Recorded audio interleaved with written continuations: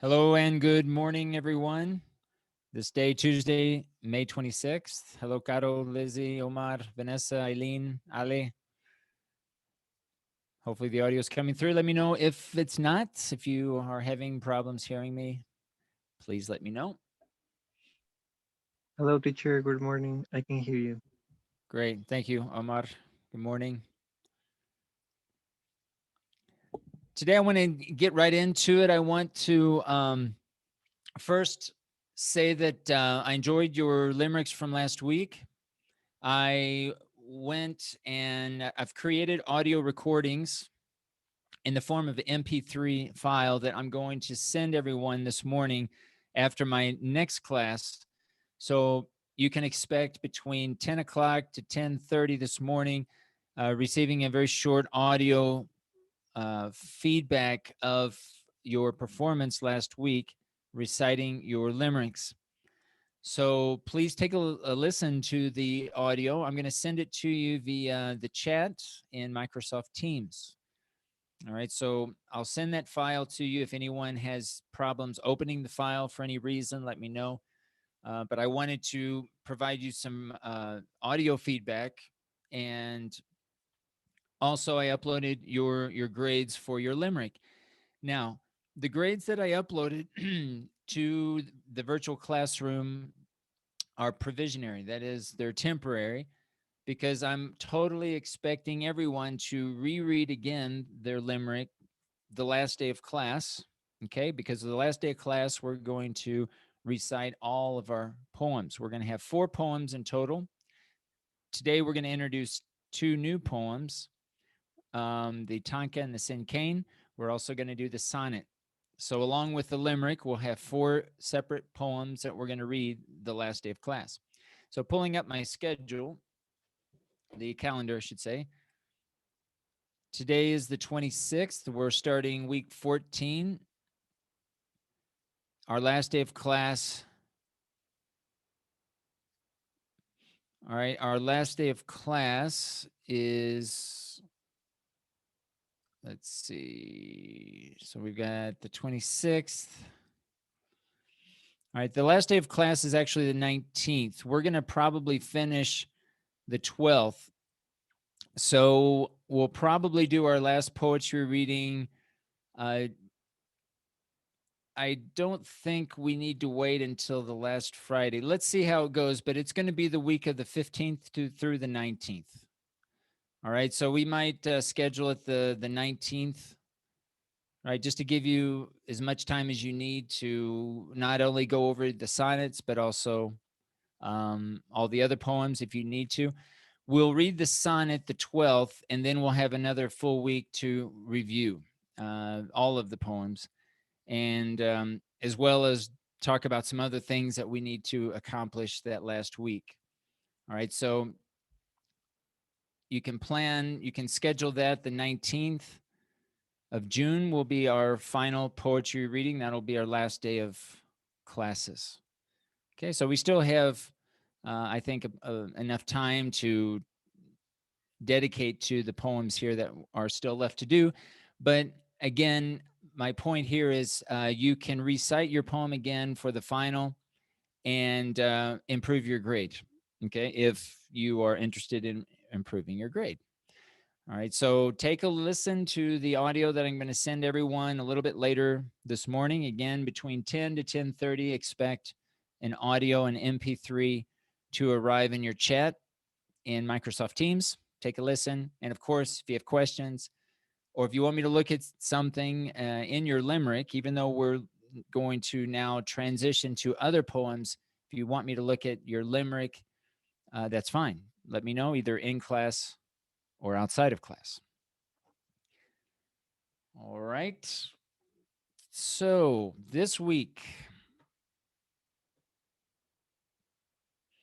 um, this week, week 14, okay, if you're in the virtual classroom, if you scroll down, you'll notice we have some readings. We're going to be talking this week about the Sinkain and the Tanka. Now, the Sinkain and the Tanka, I'm going to introduce both of these poems today and give us the rest of this week to work on both the Senkane and the Tanka. I think these two are actually the easiest poems between the four. Okay, I think they're a little bit easier than the limerick. I think they're a lot easier than the sonnet. So, but they're different. But I think that we'll have some time this week to dedicate to writing both of these and comparing our poems, right, for our next poetry reading, which will be this Friday. So this Friday, we're going to have a poetry reading, just like for the limerick last Friday. We will recite this Friday the Senkane and the Tanka.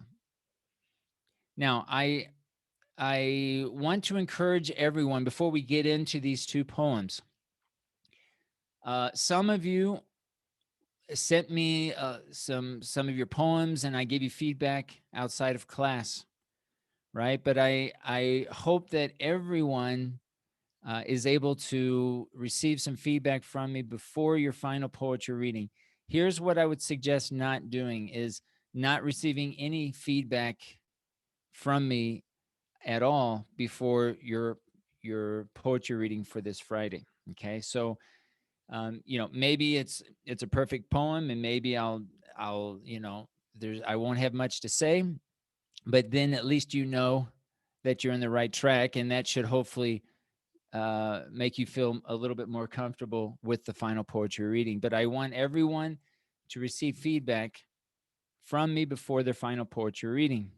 Okay, that can be starting today, tomorrow, right? Thursday, preferably no later than Thursday, because once we get into Friday morning, well, then there's little time to make final adjustments. Okay, so again, try to get on top of these poems, try to create some poems and allow time for feedback.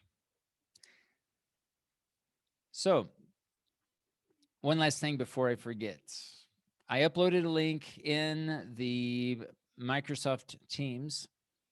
We're going to have a figurative language review tomorrow. This is going to be an online review. We're going to do it in class in our live session, I should say. We're going to access the online survey, and I will make that available as soon as we begin our live session tomorrow at 8 o'clock in the morning. All right, so please continue reviewing the website, the Figurative Language Review. If you go to this assignment, you should be able to actually, it's the same page that we accessed last week. Okay, if you want to take a look at the video, I basically explain what we're going to do with the figurative language. But there's two parts. There's two parts to tomorrow's activity. One is the review itself. So it'll be an online form, all right, just like an online survey or quiz, I should say. And then in the virtual classroom, I'm going to ask you to upload the types of figurative language that you feel you need to work on the most based on your review, and then based on having completed the quiz. All right, so make sure that you are looking at this page. I'll write it up here. In fact, if you just do a search figurative language, I think it'll be the first page that appears.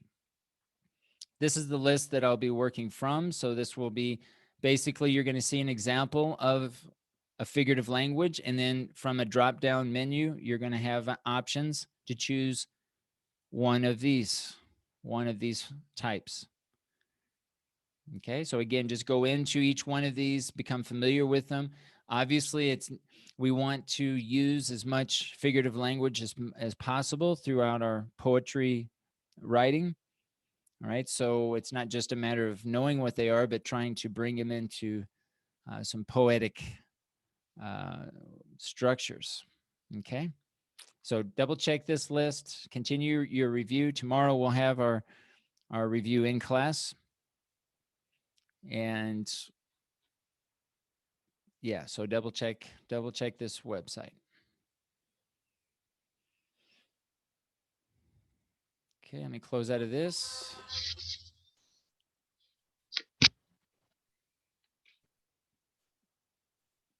All right, so today we want to talk about cinquains and tankas, and let's start first with a cinquain.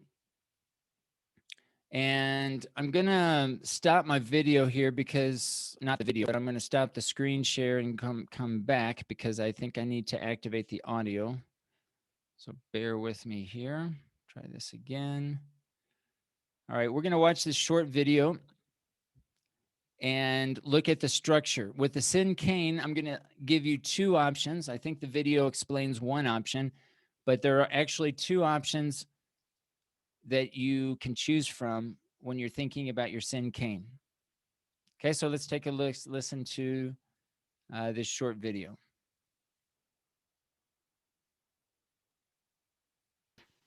Hello, everybody. Today for writing, we are going to talk about another type of poetry. Last week we talked about acrostic poetry. Today we are talking about cinquain poetry. And the word... Okay, sorry guys, can you, just to verify, can you guys hear the audio? Yes. Yes. Yes, teacher. Okay, so it's just me. All right.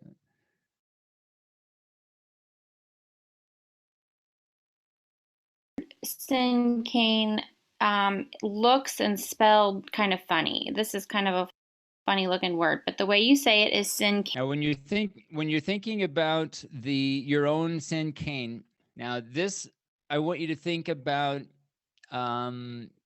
basically any person, of an event, maybe it's a situation, a place, a special person, but try to think of something that's meaningful for you, that has some sort of meaning attached to it. Because now with cinquains and actually tankas too, we can think about describing something. This is more of a descriptive, and also it relates to feelings about how you feel about a particular thing, event, person, place, even a pet maybe. Okay, so be thinking as you look at the structure here, something that it has some meaning to you, some relevance in your life that you could write about.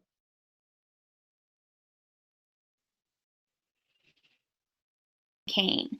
And cinquain poetry is pretty picky about how you form it. So it has 5 lines. So you can see here's line 1, line 2, line 3, line 4, and line 5. And for each line, you have to write a particular type of word.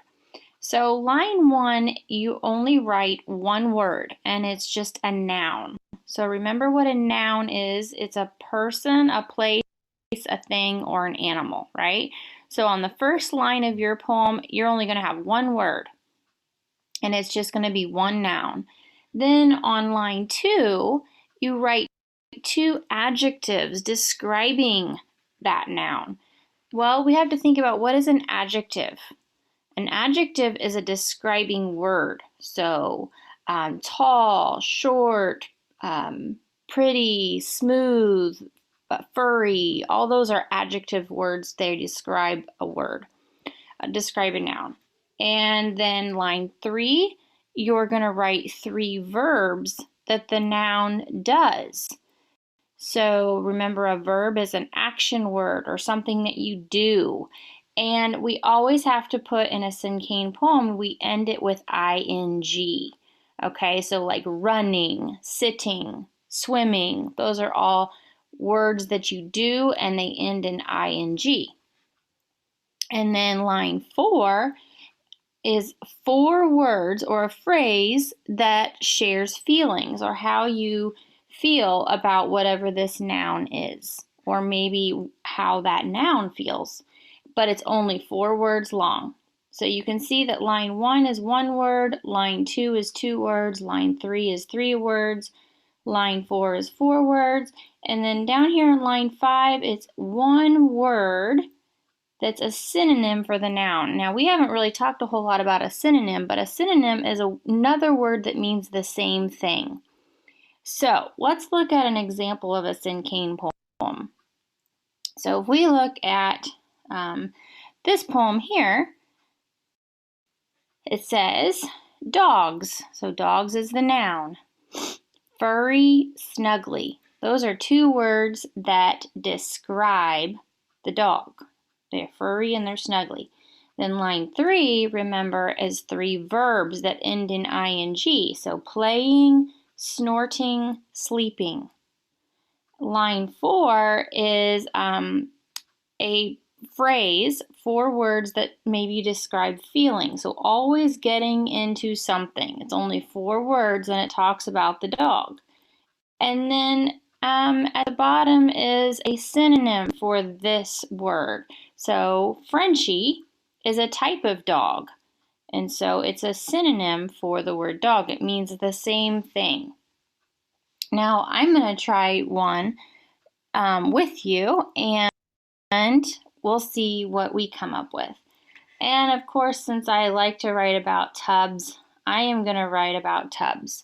So Okay, so all right, guys. So let me compare, because you can watch the rest of this video. She kind of goes into with some more examples. But going back to, again, the structure, I want to explain the 2 options that we're going to have available. The option that she is choosing here is a structure based on word count, right? So she has 1 word in line 1, 2 words in line 2, and so on. 3 lines in line 3, 4 words in line 4, 5 words, or 1 word in line 5. So that's one option, right? So you can do it by word count. You can also do it by syllable count, where the first line you have 2 syllables. Line 2, you have 4 syllables. Line 3, you have 6 syllables. Line 4, you have 8 syllables. Line 5, you have 2 syllables. So that's another option. Okay, so you can choose either the word structure or the syllable structured option for writing out your cinquain.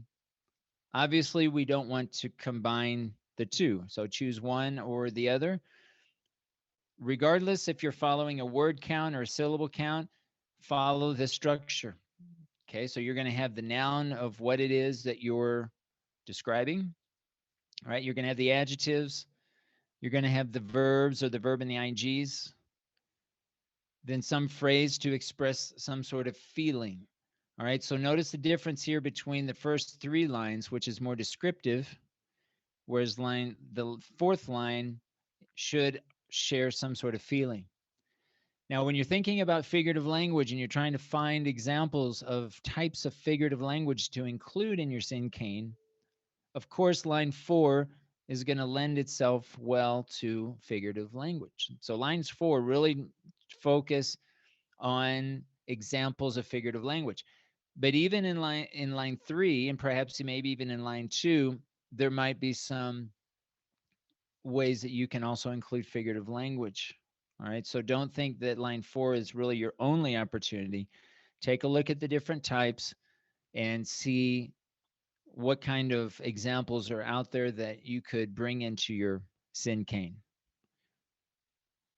All right, so I'm going to close out of here. If you notice, or if you're in the virtual classroom under cinquain, I've outlined option 1 and option 2.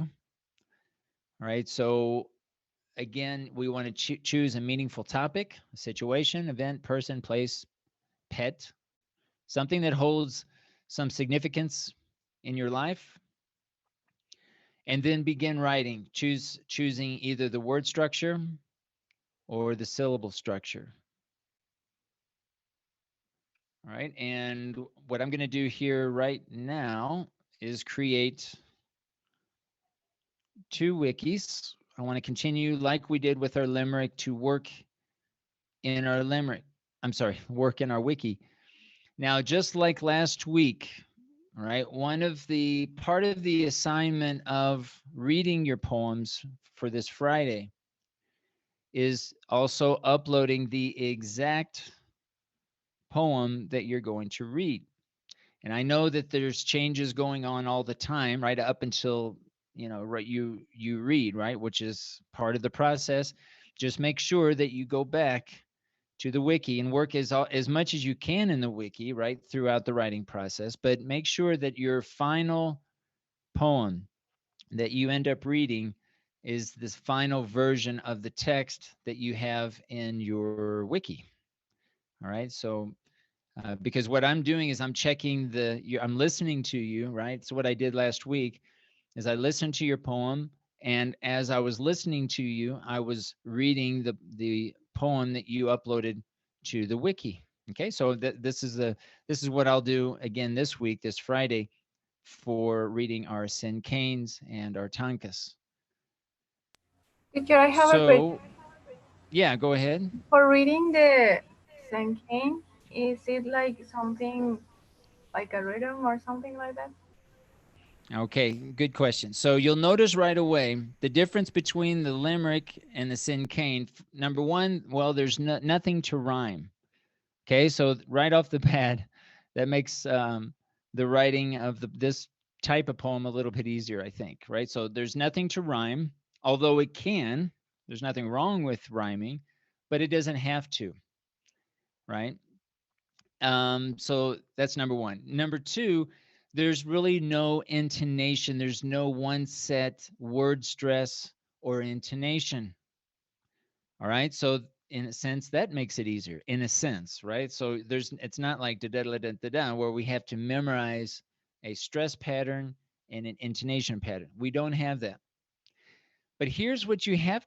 Here's what you need to do when you read both your Canes and your Tankas is you need intonation, right? There's no one pattern that you should follow, but you should include pauses, highs and lows in your voice, right? In order to really make your poem sound poetic, right? If you're reading it, it's kind of like being a teacher, right? If you have a monotone and you're always talking the same pitch and you're going all day, all lesson talking like this, people are going to go to sleep.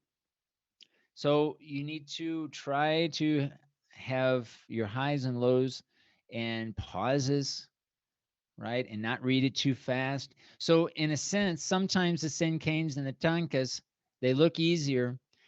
But sometimes they actually become more difficult when it comes to reading them. It's one thing to put it on paper or in electronic document. It's another thing to articulate and express emotion and a message through words, but articulate that in the form of a poem, right? So there are other challenges here that we're going to face with tankas and cinquains, and that's mainly going to be trying to deliver it in a way that sounds poetic instead of that you're just reading a text off a page. Okay, but yes, we don't have to worry about a strict particular set of intonation or stress patterns, and we don't have to worry about rhyming for these two poems. Any other questions at this point, guys?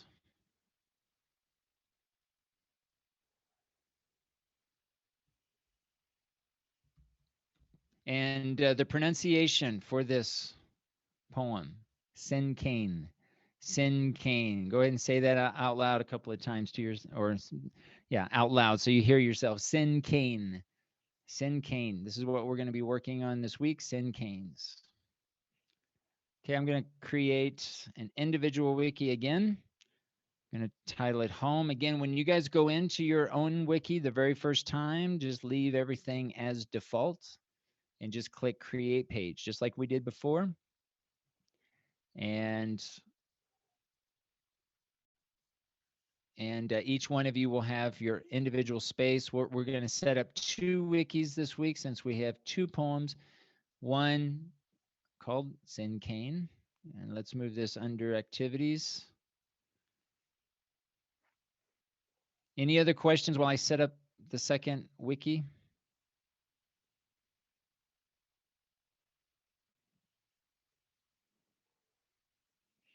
Or any questions about the limerick for that matter from last week? No, teacher. All right, continue taking a look at the examples of figurative language. Again, one of my favorite ones, and I keep bringing this up because I actually think it's one of the easier ones to fit into different types of poems, is alliteration. Alliteration is having a line, like let's say you have lines 3 or 4 where you have, several words in those lines, and begin with almost all the words, or if you can begin all of the words with the same letter. Right? The same letters. Maybe it's S or T or R, whatever letter it is. It really changes. It makes it sound really interesting. It makes it sound creative. All right. So alliteration, and there are other examples. Hyperbole, like an exaggeration, right, is another option. All right. Let's take a look at the tanka. And then we'll give you some time to begin thinking about these two poems. All right, the tanka.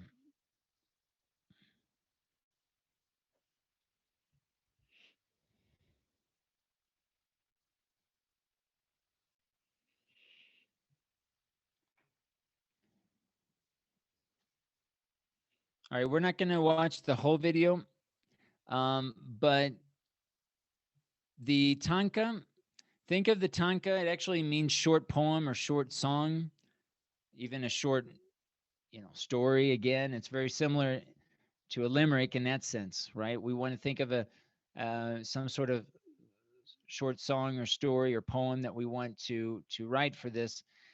But again, think of something significant, and this can be meaningful. It doesn't have to be a silly story. In fact, it can be something dramatic. It can be a love poem. It can be something that describes a relationship of some kind. So yeah, you have a little bit more freedom in the topics for both the Sinkane and the tanka than you did last week with the limerick. All right, so I tell you what, I'm gonna let you guys watch this video because I can't even hear the video. So take some time to watch this video. It gives you some ideas, but essentially the essence, the structure of a tanka, I have listed here. We have to count the syllables. So just like what we did with the limericks from last week, we had to be very careful making sure that lines 1, 2, and 5 had 7 syllables. Lines 3 and 4 had 5.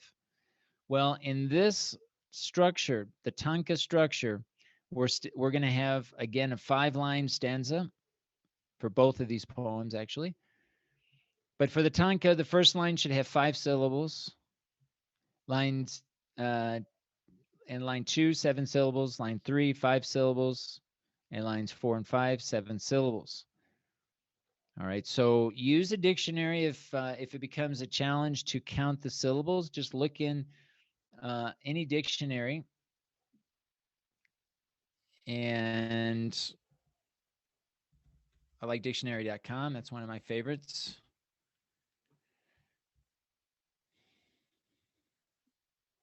Right, and you type in a word.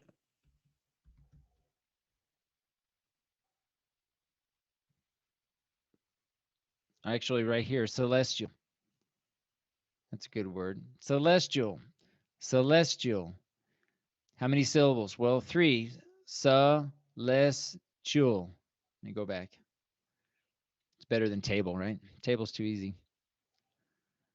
Let's go back. Okay, so celestial. So you know how many syllables because there's a hyphen between each of the sounds. Celestial. Celestial. Celestial. Right? If you want to even hear it. But sometimes when you hear it, that may help, right? Celestial. I don't know if this will work, if you can hear it. But here we have 3 syllables, and you know that they're 3 syllables by the hyphen. Some words, there are 2 options. Some words can be pronounced with 2 syllables. Sometimes they can be pronounced with 3. So in those cases, you choose which one, which way that you want to pronounce it in order to fit the number of syllables required for each line of the poem.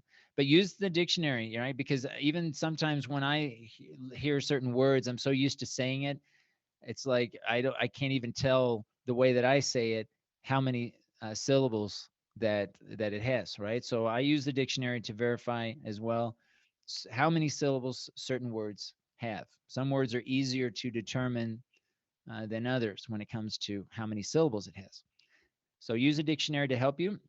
Now here we've got our 5 lines. We have the number of syllables that go to each line. But here we have what's called a volta, or a turn. And we're going to talk about voltas or turns later in the later on when we talk about the sonnets, the Shakespearean sonnet.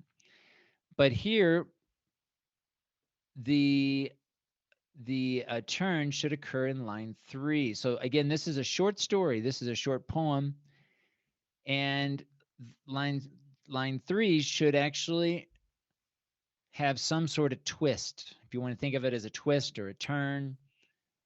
And basically, if you're talking about something, for example, really happy at the beginning, it's going to turn sad at the end, and that's where it's going to start turning. In line 3, there should be a turn. If it's sad at the beginning, maybe it turns into be something happy, right? If it's about one person, maybe it turns to be more about someone else, right? If you're choosing a particular person or some sort of characteristic of people, and you start your poem by talking about one person, you might turn and then shift to someone else. All right. So whatever the topic is, there should be some sort of turn or twist that occurs in line 3. And this is called the volta. And this is another characteristic of a tanka. All right. But that's basically it. The syllables, it doesn't really matter weak, strong, strong, weak. It's just a matter of how many syllables you have. There's no designated intonation pattern, right? Use commas throughout. You can use a comma to indicate a pause, right? And actually help you when you're reading your poem to remember to pause between a word. And maybe the comma doesn't always occur at the end of the line. Maybe it occurs in the middle of the line, right? So there's a lot of freedom here when you're designing your tanka within the framework that I've presented here, right? But use commas to help you to really bring out those pauses for poetic effect. All right, so we have the tanka with this structure. We have the Senkane with the 2 options that I provided. You're encouraged to write as many stanzas as possible. Each of these 2 examples of poems, the Senkane and the tanka, each require or they have stanzas. They have 5-line stanzas. So we need to have at least one 5-line stanza, but you're encouraged to write more. It can be about the same topic, right? You could extend your tanka or your Senkane into more than one stanza, or if you want to write about 2 totally different ideas or topics, that's also fine, right? And you can choose later to read more than one stanza or just your favorite stanza if you wish. Okay, but this is what I'd like for us to begin working on today. And I've set up now the 2 wikis where we're going to work this week, one for the Senkane, one for the tanka. So I would go in today, even if you're, even if you're not ready to write out anything, but go ahead and create your wiki. Use the space to brainstorm so you can write out the topic if you want, just to as a note to yourself. You know, the person, the situation, the event. It could be a pet. It could be something about related to nature. Yeah, you could. One of the things that I like to do when I sometimes I like to write poetry, and to get motivated, sometimes I like to look at like nature images, right? So if it helps, let's see, if I want, let's see, some images about trees, right? So I want to write something about nature. I might type out trees and select images, right? And find my favorite image to get motivated.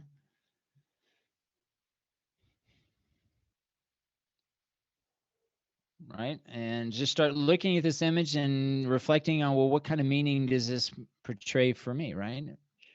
And maybe it has nothing to do with trees, right? But it's something that motivates you. Maybe it's a picture, your best friend, and you're looking at the picture of your best friend, or maybe it was at a party or something, and you want to describe that event. And try to have something visual. If you are kind of a visual learner, maybe this will help you or motivate you to write something. But choose something that's meaningful, something that's important or that was important. It could be something that might happen to you in the future. Maybe it's something that you're looking to do in the future that you want to develop a poem about. So the verb tense doesn't matter. Right. So there's really all kinds of things that you can write poetry about, but it needs to be significant, right? So it really needs to um, pull at your heartstrings, right? If you want to get emotional about a specific idea or topic, and try to develop these poems based on those types of events. All right, guys, any questions about the Cinquain or the Tanka or the activities here that we're setting up in the virtual classroom?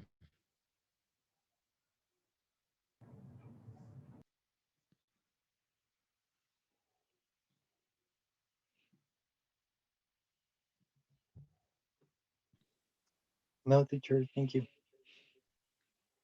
No, teacher.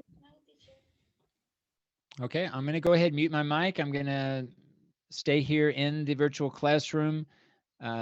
Just remember each day, make sure you guys are signing into the virtual classroom between 8 and 9 o'clock each day, Monday through Friday. Obviously, today we're working in the virtual classroom, so as far as attendance goes, you're fine. But please do go in and make sure that you have created your wiki, and just jump in, unmute your microphone if you have any questions or if you want me to look at anything.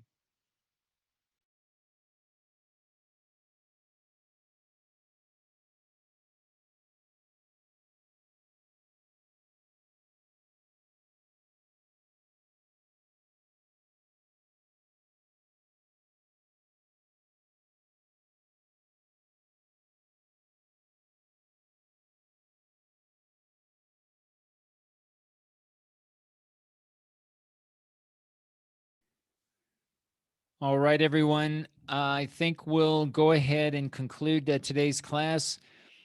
Please try to have for next class, even though I'm going to give you guys most of tomorrow's class to do the review.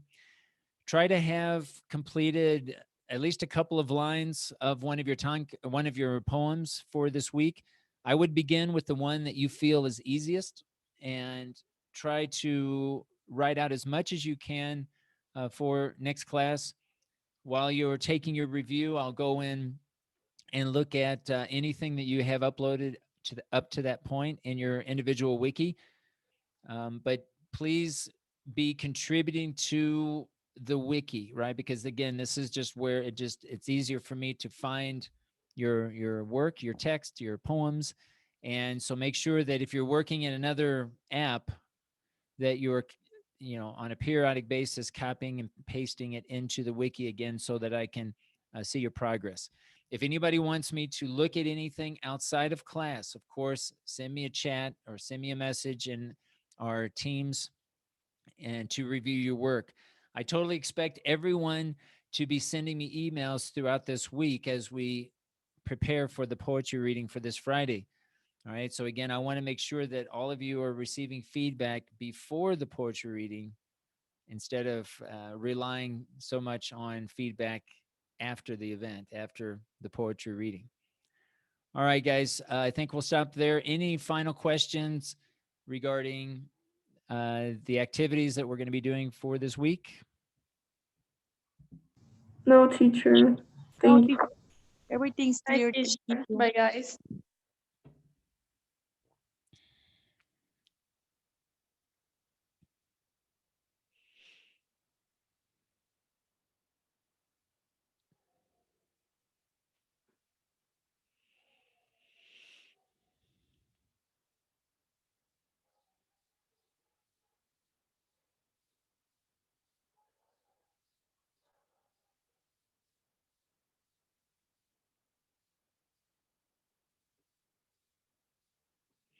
All right. So if there are no more questions, we'll go ahead and stop there, guys. Enjoy the rest of your day, and we'll see everybody tomorrow. And we'll start right away with the online review of figurative language. All right. Thanks, guys. See you tomorrow. Thank you. Teacher, thank you. Bye.